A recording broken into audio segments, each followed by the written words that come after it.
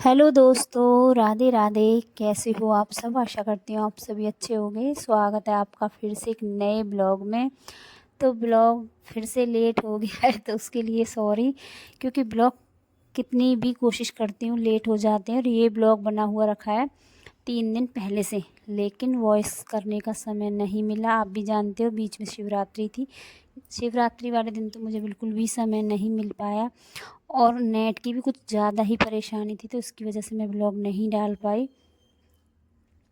और ये ब्लॉग है एकादशी का, और आज तारीख है 24 फरवरी, दिन है सोमवार। तो आज 3 दिन पुराना ये ब्लॉग है, तो ब्लॉग लेट हो जाते हैं। तो ये ब्लॉग है 3 दिन पहले का। तो पिछली रात को मैंने आपको दिखाया था मलाई को जो जोड़ा था, घी बनाया था, उसी का ये मट्ठा रखा हुआ है। क्योंकि मैं मलाई सारा एक साथ इकट्ठा कर कर दही जमा देती हूँ। मलाई का ही जैसे दही जम जाता है उसमें खट्टा बीछन लगा देती हूँ, तो मेरा दही जम कर हो जाता है तैयार। तो मक्खन निकाल लेती हूँ, बाकी जो बाद में मट्ठा बच जाती है उससे बनाती हूँ मैं कढ़ी। तो इतनी अच्छी कढ़ी बनती है, और हफ्ते के हफ्ते चलाती है, तो एक हफ्ते में एक बार कढ़ी बन जाती है, तो कढ़ी भी स्वाद बन जाती है। और यहाँ मैंने कढ़ी को छोंक लगा दिया है, तो 2 पंथ एक काज हो जाते हैं। मक्खन भी निकल आता है और मेरा मट्ठा भी। और कई जगह पर तो मट्ठा छाय बोलते हैं, कई जगह पर छाछ बोलते हैं, और कहीं पर मट्ठा बोलते हैं। तो हमारे गांव में तो देसी भाषा में मट्ठा ही बोलते हैं इसको। तो हमारे मट्ठे से बनकर हो गई हमारी कढ़ी तैयार। हींग और साबुत लाल मिर्च और मेथी का लगाया था मैंने इसमें तड़का। कढ़ी बना कर रख दिया, आटा लगा कर रख दिया। अब कर लेती हूँ मंदिर की साफ़ सफाई, क्योंकि शिवरात्रि है। और आपको बताऊँ, शिवरात्रि जा भी चुकी है। और मेरा ब्लॉग आपके पास काफ़ी ज़्यादा लेट पहुँचा है, जिसकी वजह से आपको मेरी वीडियो लेट ही दिखाई देंगी। तो ये शिवरात्रि से 2 दिन पहले का ब्लॉग है, एकादशी का। तो यहाँ मैंने मंदिर के आसपास की सफाई शुरू कर दी है, क्योंकि एक एक चीज़ साफ़ करनी है। और ये जो वो दिन है जो, तो वो त्यौहार हैं जिनकी वजह से पूरे घर में अच्छे से सफाई हो जाती। तो पहले पूरे कमरे की डस्टिंग करूँगी, साफ़ सफाई करूँगी, एक एक चीज़ को पोंछ कर लगाऊँगी, और मंदिर की सफाई करूँगी मैं कल। फ़िलहाल तो करूँगी मेज़ की सफाई, खिड़कियों की सफाई, और जो साइड में मेरी थोड़ी बहुत जो सामान लगे हुए हैं सजावट के, ट्रॉफ़ी ये वगैरह, तो इनकी सफाई तो कर लेती हूँ मैं यहाँ फटाफट ये वाली सफाई। उसके बाद पूरे कमरे की झाड़ कर साफ़ करके कर दूँगी एकदम चमाचम कमरा तैयार, ताकि पूजा करते समय मन और तन दोनों ही पूजा में लगे। और पूजा में मन जब ही लगता है जब घर की साफ़ सफाई अच्छे से हो, पूजा घर साफ़ हो, मंदिर साफ़ हो, एक एक चीज़ बिल्कुल साफ़ पड़ी हो, तभी मन करता है पूजा करने का, और मन भी लगता है पूजा करने में। तो यहाँ मैंने सफाई कर ली है, तो ये वाला कोना पकड़ लिया है। पहले इस वाले कोने को साफ़ करूँगी, उसके बाद खिड़कियाँ, बेड की बेडशीट बदलूँगी, सारी अच्छे से सारी सफाई टोटल करूँगी। तो बने रहना आप मेरे पूरे फुल ब्लॉग में।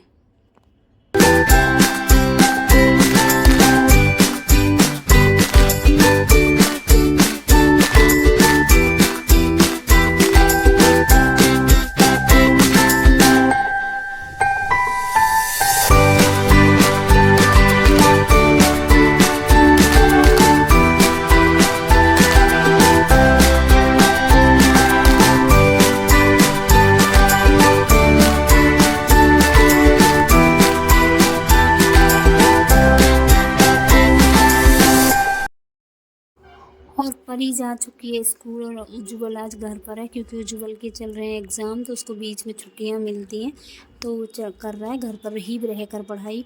तो यहाँ नहा धोकर हो गया तैयार, तो उसके लिए नाश्ता देकर आ गई हूँ। कढ़ी मेरी एक तरफ बन रही है, आटा मैं लगा कर आ चुकी हूँ, और पूरे मंदिर के कोने की सफाई कर दी है, और फटाफट कर लेती हूँ। ये देख सकते हो आप कहाँ की सफाई कर रही हूँ। किताबें देख सकते हो बच्चों की क्या, उज्ज्वल की किताबें। चारों तरफ किताबें ही रख लेता है रात में, क्योंकि रात को पढ़ाई करता है, सुबह उठकर पढ़ाई करता है, तो किताबें इसकी ऐसे ही पड़ी रहती हैं। मैं ही इनको समेट कर रख देती हूँ।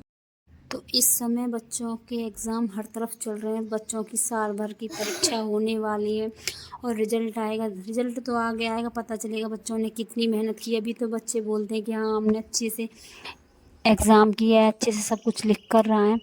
तो वो तो आगे पता चलेगा जब रिज़ल्ट आएगा, किसका एग्ज़ाम अच्छा गया और किसका एग्ज़ाम बेकार गया है। और चारों तरफ छोटे से लेकर बड़े तक हर बच्चों के एग्ज़ाम होने लगे हैं। तो यहाँ बच्चों की किताबें मैंने समेट दी और उज्ज्वल से इतनी बार बोला है कि ऊपर बैठकर पढ़ाई शुरू कर, लेकिन वो है कि मानता ही नहीं है। उसको यही बिस्तर पसंद आता है और यहीं बैठकर वो पढ़ाई करता है। आराम से एकांत में यहीं पढ़ाई हो जाती है, क्योंकि बेड पर कहीं ना कहीं डिस्टर्ब हो ही जाता है बच्चा, परेशान कर देती है। मैं कुछ ना कुछ उसको बोल देती हूँ तो उसको ये एकांत की जगह ही पसंद आती है। एकांत बैठा रहता है, कोई उसको देखता ही नहीं है, तो शांति से यहाँ पढ़ाई हो जाती है। तो चलो यहाँ की सफाई भी कर दी है और फटाफट कर लेती हूँ डस्टिंग, क्योंकि डस्टिंग अभी मेरी रह गई है। फ़िलहाल तो इतनी धूल मिट्टी है नहीं, लेकिन जैसे जैसे मौसम में बदलाव आएगा, हवाएं चलेंगी, धूल मिट्टी चारों तरफ दिखाई देगी। लेकिन हाँ, फिर भी कितनी भी सफाई हो घर में, फिर भी एक बार कपड़ा मारना ही पड़ता है, क्योंकि आप एक बार कपड़ा अगर किसी भी चीज़ पर लगाओगे या आप एक बार उंगली से टच कर कर देखोगे तो आपको धूल के कण ज़रूर मिल ही जाएंगे। तो यहाँ मैंने अच्छे से सभी चीज़ें पोंछ दी हैं, सब चीज़ को झाड़ कर अच्छे से समेट कर लगा दिया है, क्योंकि आप भी जानते हो मंदिर मैंने कमरे में रखा हुआ है, तो कोई भी तीज त्यौहार आने से पहले पूरे कमरे की सफाई करनी ही पड़ती है और करनी भी चाहिए। क्योंकि अगर हम एक कमरे में रहते हैं और अच्छे से हर चीज़ को मैनेज करके साफ़ सफाई करके चलेंगे तो सब कुछ अच्छा ही लगेगा। तो यहाँ मैंने कोने कोने की सफाई कर दी और यहाँ खिड़की को भी अच्छे से पोंछ कर दिया है साफ़। अब मेरा कल का काम रहेगा तो वो आपको ब्लॉग में आगे देखने को मिलेगा, क्या क्या काम कल रह जाएगा। तो फ़िलहाल तो यहाँ तक की डस्टिंग कर दी है, फटाफट लगा देती हूँ मैं पोछा।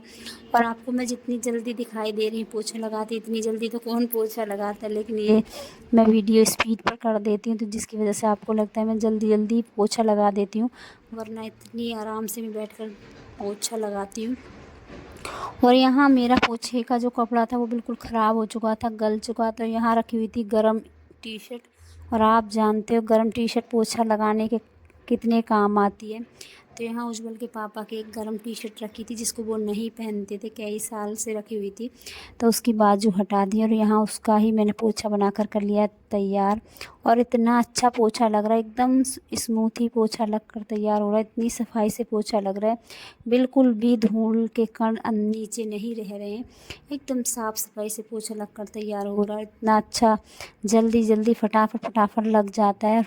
पानी सुखाने की जो क्षमता है इस कपड़े के अंदर वो भी काफ़ी ज़्यादा है, क्योंकि गर्म कपड़ा जो सॉफ्ट कपड़ा होता है गर्म में, उसमें पानी सुखाने की क्षमता ज़्यादा होती है।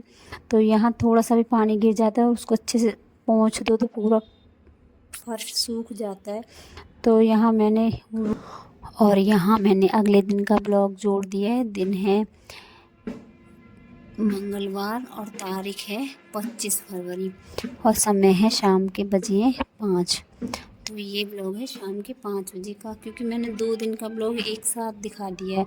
अगर मैं एक एक करके डालती तो काफ़ी समय भी लगता मुझे और ब्लॉग भी काफ़ी ज़्यादा लेट हो जाते मेरे, तो इसलिए मैंने 2 दिन का ब्लॉग एक साथ जोड़ दिया है।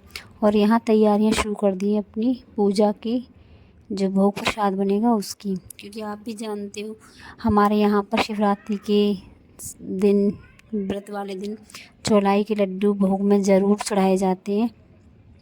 तो जो लोग मेरे गांव से हैं वो तो सब जानते हैं कि हमारे गांव में तो देखो ये प्रथा है कि चौलाई के लड्डू बनते ही बनते हैं, और बाकी सबकी अपनी अपनी रीति रिवाज, अपनी अपनी प्रथा है, किसके यहाँ पर क्या बनता है, किस चीज़ का भोग लगता है। तो यहाँ मैंने आधा किलो चौलाई मंगाई थी। आजकल आप भी जानते हो भुनी हुई चौलाई मिलती है, आजकल हर चीज़ तैयार ही मिलती है बाज़ारों में, लेकिन इसका स्वाद और जो खुद से भूनते हैं उसका स्वाद काफ़ी अलग होता है। जो हम खुद से भूनते हैं उसका स्वाद तो बिल्कुल अलग ही होता है, उसके स्वाद की बात ही अलग है कुछ। लेकिन आजकल सब काम जल्दी के होने लगे हैं, सबको जल्दी है, सब काम जल्दी जल्दी हो जाए यही हम भी चाहते हैं। तो आप भी जानते हो यहाँ मैंने मंगा लिया मार्केट से आधा किलो चौलाई और साथ में मंगाया था 1 किलो गुड़। तो 1 गिलास पानी डाला था कढ़ाई में, उस गुड़ को अच्छे से घोल कर दिया था तैयार। और 1 तार की चाशनी जब मेरी बन गई थी तब मैंने चाशनी को रख लिया और चौलाई को छान कर इसमें मिला दिया। और अब यहाँ बना लिए मैंने सारे लड्डू, और यहाँ मेरे लड्डू आप देख सकते हो बनकर हो गए हैं तैयार। और अभी मुझे बाहर गेहूँ जो फैलाए थे वो उनको इकट्ठा करने जाना है और उसके बाद करनी है मंदिर की साफ़ सफाई, क्योंकि मंदिर की सफाई अभी नहीं हुई है। तो पूरा मंदिर अच्छे से साफ़ करूँगी, पूरे भगवान की तस्वीरों को, प्रतिमाओं को सबको निकालूंगी, अच्छे से साफ़ करूँगी और वापस से पूरे मंदिर को साफ़ करके लगाऊंगी। सबको गंगा जल लेकर एक कपड़े से साफ़ करूँगी, पोंछ कर अच्छे से पूरे मंदिर को क्लीन करूँगी। उसके बाद करूँगी मैं दिया बाती, क्योंकि आज सुना है माता रानी की हल्दी है, यानी कि माँ पार्वती की हल्दी और मेहंदी है। तो मेहंदी के कलर की ड्रेस तो मेरे पास है नहीं, लेकिन हल्दी वाले कलर की मैं ड्रेस लेकर आ गई हूँ। तो यहाँ फ़िलहाल तो मैं पीले कलर की ड्रेस माता रानी को पहना दूँगी। और देख सकते हो आप, मैंने यहाँ का मंदिर पूरा अच्छे से साफ़ कर दिया, पीले रंग की ड्रेस पहना दी है। और यहाँ का ब्लॉग अब मैं यहीं पर समाप्त करती हूँ। मिलती हूँ मैं अब आपसे अगले ब्लॉग में।